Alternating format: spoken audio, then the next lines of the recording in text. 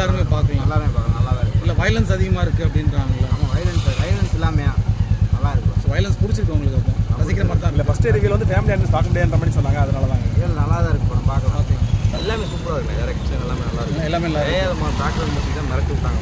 நல்லா இருக்குது, சூப்பராக இருக்குது. எல்லா பேரும் நல்லா இருக்குது. எல்லாருமே நல்லா பண்ணியிருக்காங்க. படத்தில் என்னன்னா தங்கச்சி சிஸ்டர் சென்டிமெண்ட் நல்லா இருக்குது. அப்படி லாஸ்ட் வரைக்கும் அவங்க ஒய்ஃபாக அவங்க தங்கச்சியை கட்டி கொடுக்காம தங்கச்சி அவங்களோட சேர்த்து அது ஒரு சென்டிமெண்ட் அந்த பாட்டு நல்லா இருக்குது. இது கடைசி வரைக்கும் கல்யாணம் முடியாமல் அண்ணன் கூட வந்து காமிச்சு பண்ணுறாங்க. நல்லா இருக்குது. படத்தை என்ன பிடிச்சிருக்கு உங்களுக்கு? எல்லாமே பிடிச்சி எல்லாமே நல்லா இருக்கு.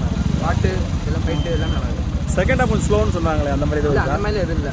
நல்லா இருக்குது. இதில் வந்து இந்த தனுஷ் வந்து ஆக்டராக பெர்ஃபார்ம் பண்ணிக்கிறாரா இல்லை டேரக்டராக நல்லா இருக்கா? டேரக்டராக வேறு லெவல் பண்ணிருக்கு. அப்போ ஆக்டராக பண்ணலையா? ஆக்ட் பரவாயில்ல, ஓகே, நல்லா இருக்குது. மற்ற படத்தில் காலையில் இதில் கொஞ்சம் கம்மியாக தானே இருக்குது. டேரக்டர் நல்லா பண்ணியிருக்காப்புல. நல்லா இருக்குது. ஓகே. மியூசிக் ஏஆர்மன் மியூசிக் சொல்கிற மாதிரி இருக்கா? சூப்பராக இருக்குது.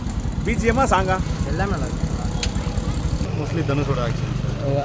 ரசிகர்களுக்கு பிடிக்கும்ன்றீங்க. வேறு படத்தில் என்ன ஸ்பெஷல் உங்களுக்கு? வழக்கமான ஆக்ஷன் வயலன்ஸ். வயலன்ஸ் அதிகமாக இருக்குது படத்தில். உசிரே நீதானே